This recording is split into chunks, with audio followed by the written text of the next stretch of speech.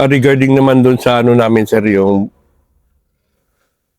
before kami, before kami nag-graduate sir, doon kami sa, ano, sa HPA, sa Tag nagtambay. Then may other, ano sir, may, yung sabi ni Coast Director na may task kami from, ano, Task Force Libra. Kami yung magiging Task Force Libra kasi dahil doon nga kay Father na Corda na na-hostage doon sa Lamitan. Yung ano sir, biglaan yung briefing. Yun nga sir, kasi yung iba nagpaalam, nagpasyon sa mall, kaya watak-watak pa yung ano, hindi masyadong formal yung pag-briefing. Hindi masyadong naintindihan. Then, after nun sir, preparing na kami sa papuntang ano, Zamboanga. Eh, sabi ko ng kabady ko na si Ranger Celestial, ito na tayo. Baka dito na tayo makabakbak kasi hindi man tayo na ano masyadong na ano sa test mission. Dito natin masubukan yung skills natin, sabi ko. Yung kabat ko na si Ranger Celestial kay unit rin. Yung kinabiro-biro ko lang. After nun sir na sakay na kami ng 7:30. Doon pa lang sa 7:30 sir, parang kinabahan ako sir kasi grabe ang ulan. Parang mahulog yung 7:30 sir. Sabi ko, putay na, baka dito tayo madali sa 7:30. Pero kasawa ng Diyos sir, dumating kami doon sa airport ng Zamboanga. Pagdating doon, may advice na kasi yung ano ng Navy, hindi lahat hindi lahat kami ma-accommodate, kumbaga hati. Which is sabi ko kay Ranger na Bayra at saka kay Ranger na Celestial. Mauna tayo doon para makapahinga tayo. Yun ang sabi ko. Siyempre, yung mga kabady ko sir na lalong-lalo na yung kabats ko, sasama talaga yun sir. Then after nun, habang nasa barko kami sir, nung papalapit na kami doon sa pantalan ng Lamitan, yung treasure bullet, na-assist ko, bakit sa amin nag-target? Magkita talaga namin sir na may mga treasure bullet, may mga putok-putok na, pero hindi pa namin alam yung location kung saan banda. Pero minsan may mga treasure bullet yung papunta direkto sa amin. Sabi ko, baka ito na yung Ching, sabi ko kay Ranger Celestial. Then, pagdating namin dun sa port, sabi ko naman kay Ranger, mauna tayo, sakay tayo ng 65, mauna tayo, dun tayo sa first na 65 para, yun nga sir, ang ni-anticipate ko na pagdating doon, makapahinga. Pero hindi namin alam na yun pala yung madugong pangyayari. Then, siyempre, blind pa kami sa sa Basilan, blind pa kami. Kasi wala pa masyadong briefing kasi ang doon kami i-brief at saka i-equip sa 6-103rd Brigade yata yun sa Isabela. Then, after nun sir, nung pagsakay namin ng 6-by, hindi ako kinabahan, excited lang kasi sabi ko baka ito na yung time na masubukan natin yung skill. Hindi ko naramdaman na ko sir na natakot. Kumbaga kung excitement yung naramdaman ko. Nung pagdating doon sa yung na kami, parang zero visibility talaga. Na yun, mga 11 something, 11 o'clock, 11:15 yata yun. Yun, pagdaan namin doon sa Lamitan Church, hindi namin alam na doon pala nakaposting yung ano, yung mga Abu Sayyaf under kay ano, Commander Robot and Abu Sabaya. Ajan Jalani. Yun, binagbagan kami, sir. Yun talaga yung first ko na ano, yun talaga yung first ko na encounter na grabe talaga yung bagbag ng kalaban.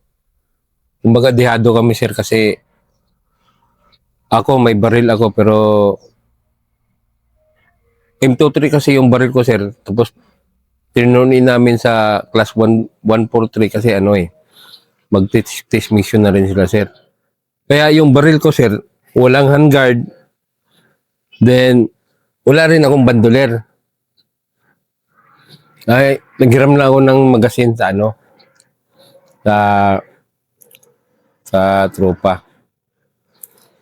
Then after noon, nung ano, sir, nung inambush kami, sir, doon ko talaga naramdaman yung ganito pala yung maramdaman mo pag dihado tayo. Pero hindi pa rin ako hindi pa rin ako nag-negative. Kasi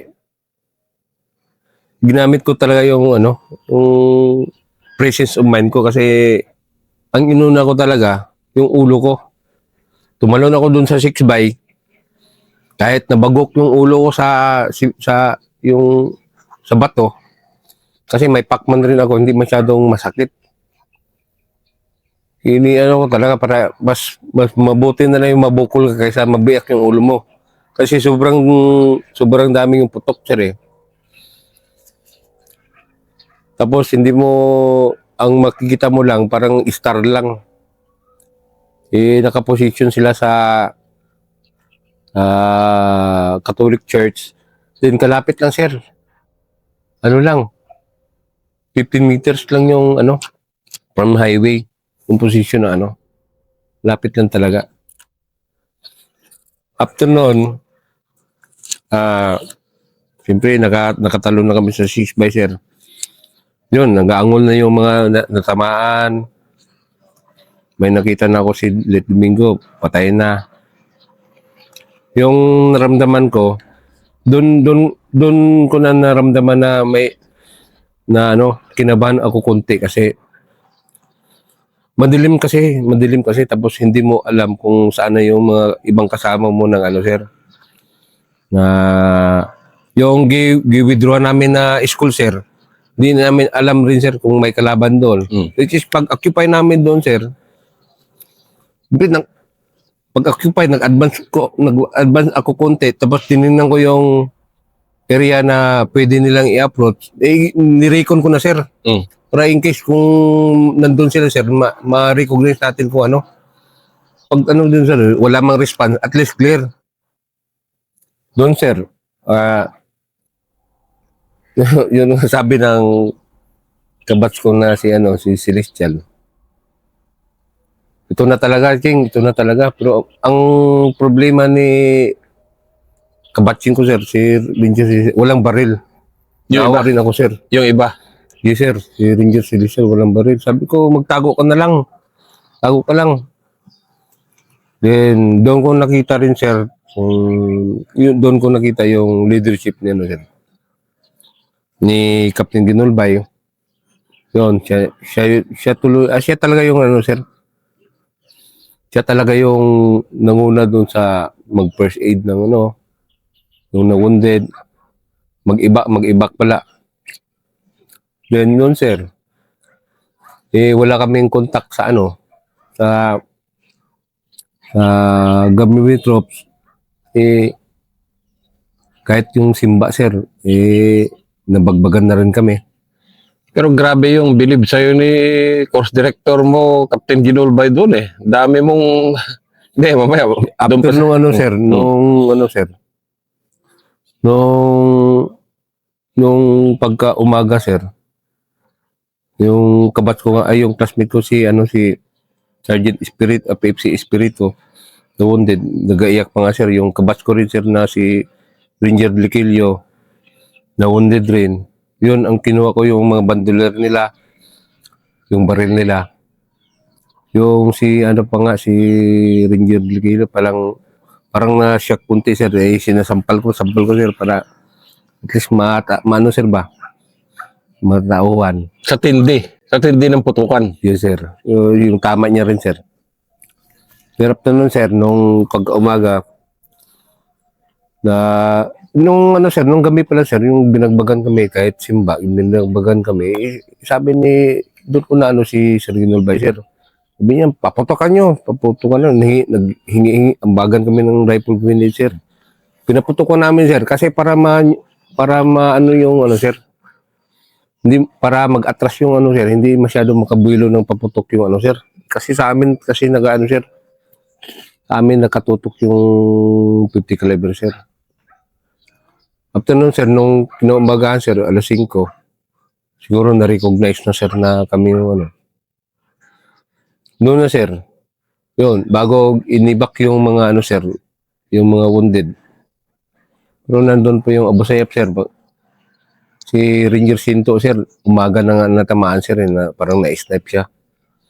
Then after nun sir, nag-decide si Sir Ginolbay na mag-reposition kami. Doon sa crossing talaga sir. Kasi may detachment doon. Detachment ng 18 IB yata yun sir 18 IB. Doon kami nag-reposition. Then briefing naman sir. Kasi ang ano namin sir na si QB yung simbahan. Yung na-position na ng kalaban sir. Ito nun sir na ano, sino yung first team na mag-volunteer? Kami na sir, kami na ni ano. Magkasama kami ni Sir Ginolbay. Ako naman sir, volunteer na lang sir kasi wala man akong naramdaman sir na ano, volunteer na lang. Nung first attempt namin sir na pasukin namin yung area, yun sir, tinamaan si Letsundo, timaan sa likod, yun sir yung ano, doon ko naramdaman na uy, parang delikado talaga tayo nito. Sabi ko. Kasi yung position ng kalaban, sir, hindi namin na-identify namin, sir. Pero yung ibang, ano, sir, hindi namin maano kasi snipe eh. Kasi, siyempre, bahayan sila nag-occupy, sir.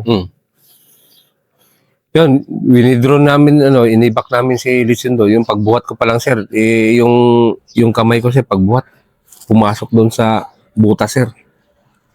Sabi ko, wala na talaga to si Ranger Sundo. Noon, sir, nag-reposition na naman kami, sir. Then, plano na naman, briefing na naman si Sir Ginolbay.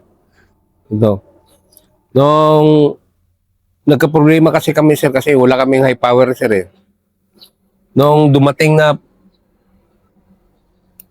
hindi ko kasi matandaan nung anong oras yun sir. Dumating na sila ni ano sir ni Captain Obar. Actually Lieutenant Obar pa noon sir. Dumating sila. Sila yung second batch sir eh. Dumating na sila may dalang mga bala, baril. Which parang nabuhayan kami ng loob sir. Na makipaglaban sa Abu Sayyaf the time. Noong sir, nag-volunteer na naman kami sir. Kami yung mag-CQB dun sa school sir. Sa simbahan. Sabi ni sir, sino yung mag-volunteer? Volunteer kami sir. Ako si Ranger Tuason,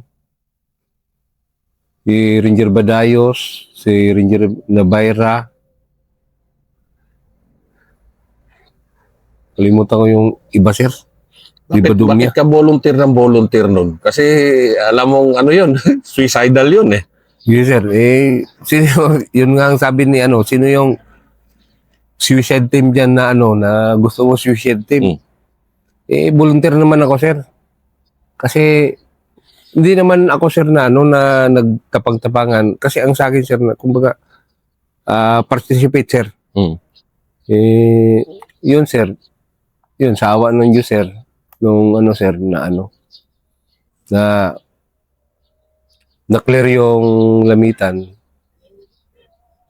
Siguro naman malaking bagay yung effort namin sir kasi the time sir ang nakikita ng mga civilian community noon, sir, kami talaga, sir. Kasi dumating yung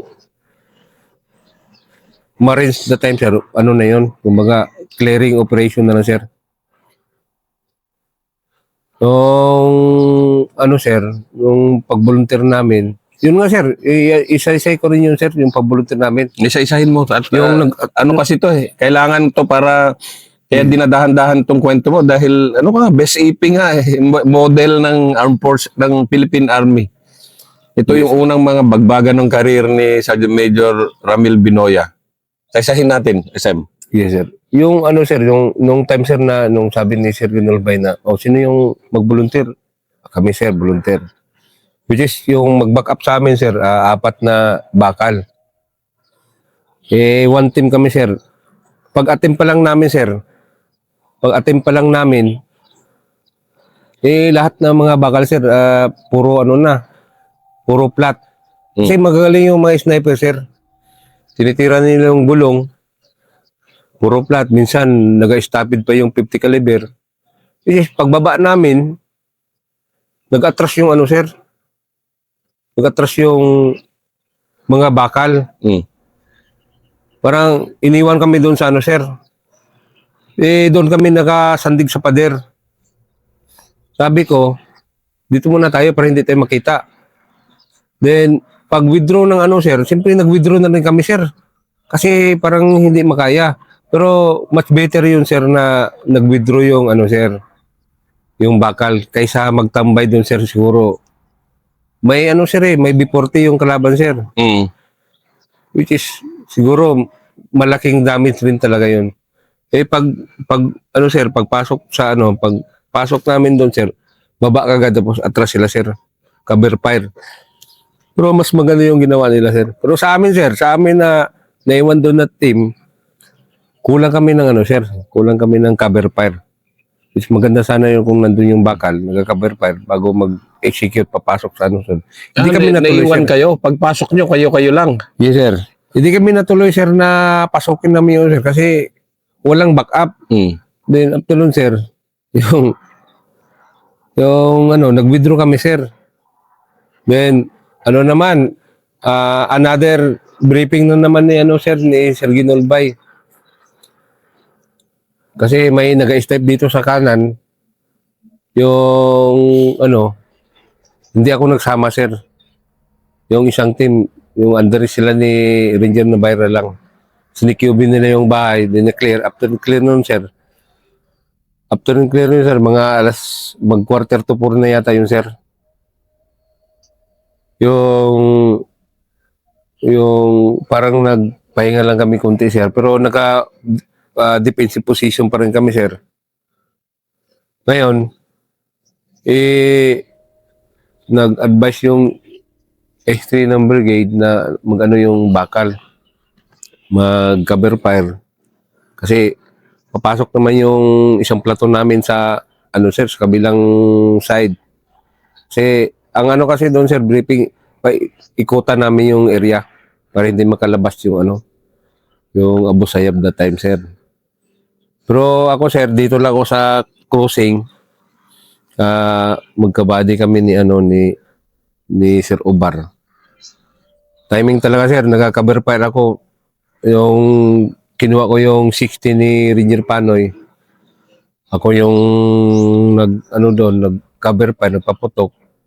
Tamang-tama talaga, sir, na nag-maneuver yung bakal ni under ni Late Bulong. Dito yung crossing, sir. Dito yung tama-tama talaga, sir. Dito yung bakal, dito kami nag-position. Which pagkita ko talaga, nagpaputok, nagka-cover fire ako, sir, kasi nag-maneuver yung tropa. Pagputok ng B40, sir, nakita ko, itim talaga yun, sir. Gaganyan. Itim na usok. Ganyan. Kita ko talaga papunta sa amin. Tama-tama talaga yung nag-maneuver yung B150 ni Lieutenant Bulong, sir. Yun talaga yung tumama, sir. Kayo dapat ang target nun? O hindi rin? Hindi ko alam, sir. Basta doon yung direction sa amin, sir, eh. Tapos pag ganyan rin yung bakal, sir, siguro bakal talaga yung sir. Yung target nila? Yes, sir. Na timing yung assistant moverer ko sir na si Roger Molina natamaan dito sa splinter sir.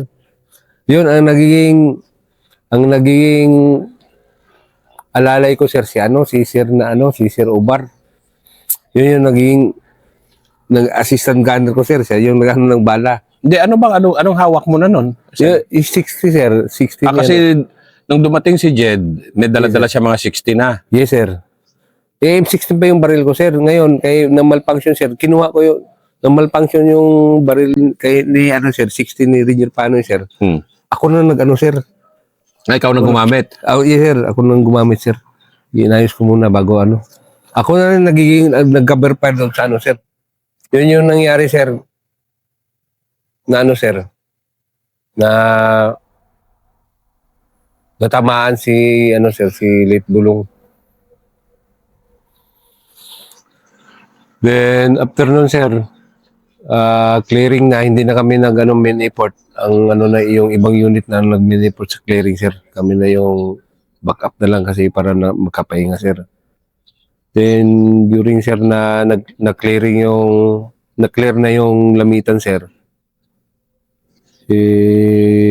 Nagpahinga kami konti sir. Then na-admit ako ng 1 week yata yun sa sir sa Zamboanga Hospital sir, parang ako sir na over fatigue kasi tatlong gabi na walang tulog, wala masyadong yung sa pagkain kasi pandesal actually sir, civilian yung ginabigyan kami ng civilian ng pandesal. Pero hindi namin maramdaman yung gutom sir dahil doon nung hospital ako sir, pagbalik ko doon sir nag-clearing na kami sa bundok na naman, Kapatagan.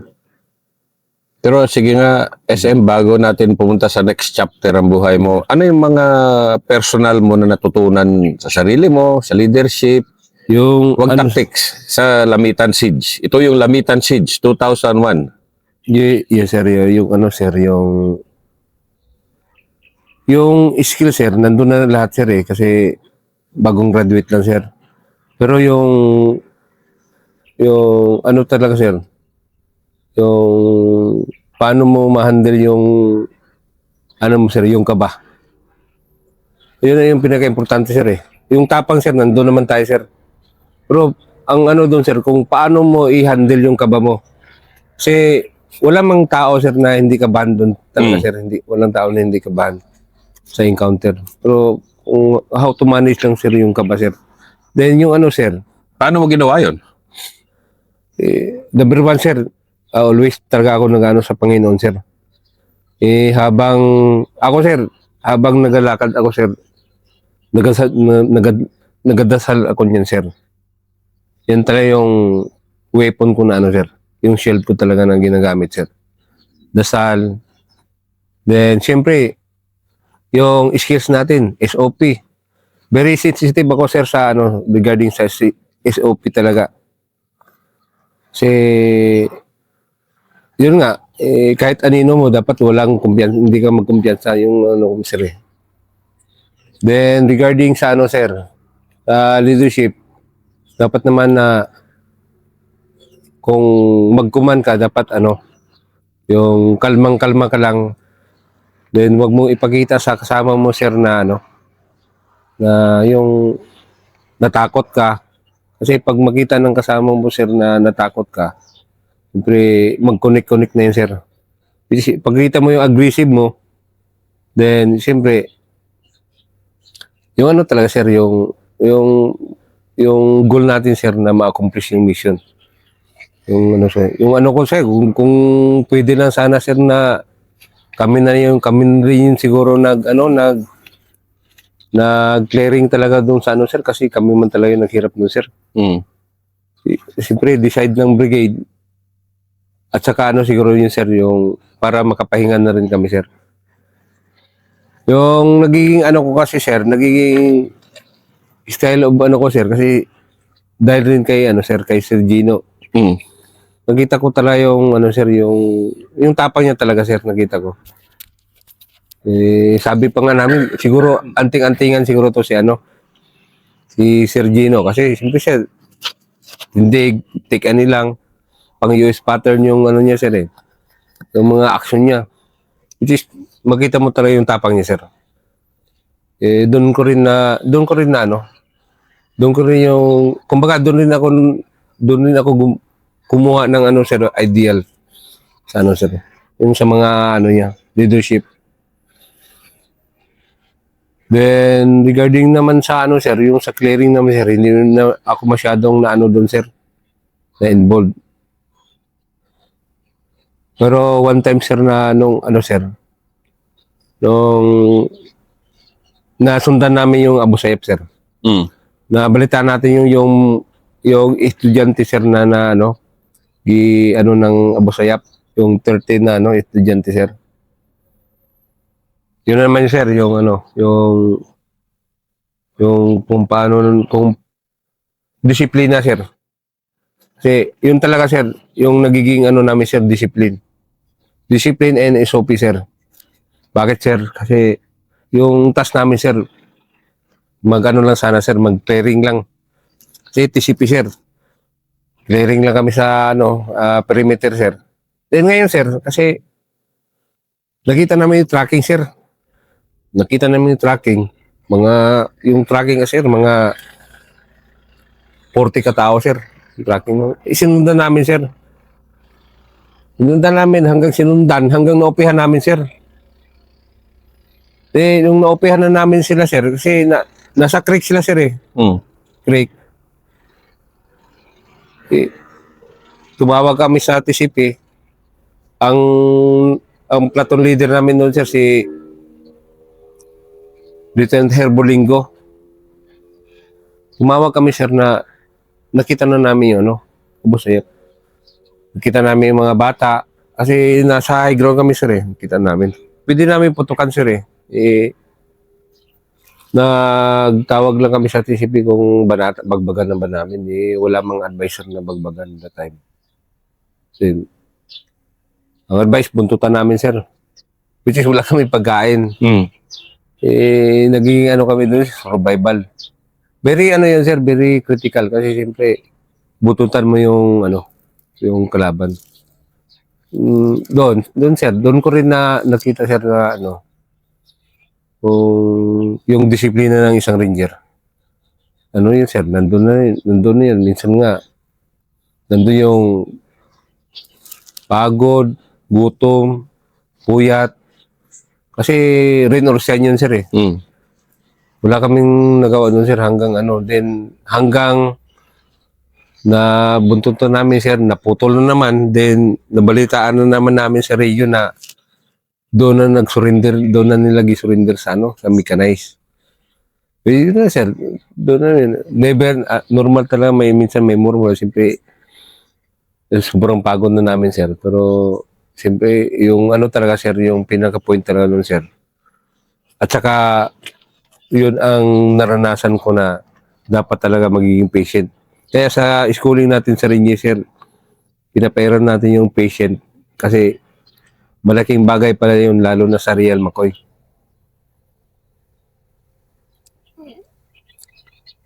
Gaano kalaki ang epekto kasi itong mga susunod mo na episode puro dito na Central Mindanao na for the next 25 years ka Yes, sir. Pero gaano kalaking epekto sa iyo nung Lamitan Siege na experience mo? Malaking epekto yun sir, kasi sir na kasi yung encounter na yun sir, hindi yung pichi-pichi. Mm. Yung malaking kalaban yun sir Which is naging epekto ko dun sir, yung sir, kung paano natin i-handle yung sir, yung kaba, then yung SOP sir, yung SOP talaga. Yung SOP talaga sir na ang ginaano ko talaga doon sir kasi kung mag-violate ka sir, sigurado dalawa na yung patutungan mo sir, mawundin ka or mamatay ka. Yun lang talaga yung sir. Yung determination sir, nandun na yun sir, nandun na talaga yun. Yun na sir, yung discipline talaga yung pinakaano ko doon sir. Kailangan talaga sir na disiplinado tayo sa na sundalo. Lalong-lalo na sa sir sa encounter. Yun lang sir. Yun ang second episode ni Sergeant Major Ramil Binoya. Again, best EP. Ang hirap na makukuha ng best EP. Parang pang Medal of Valor. Pero ito na yung next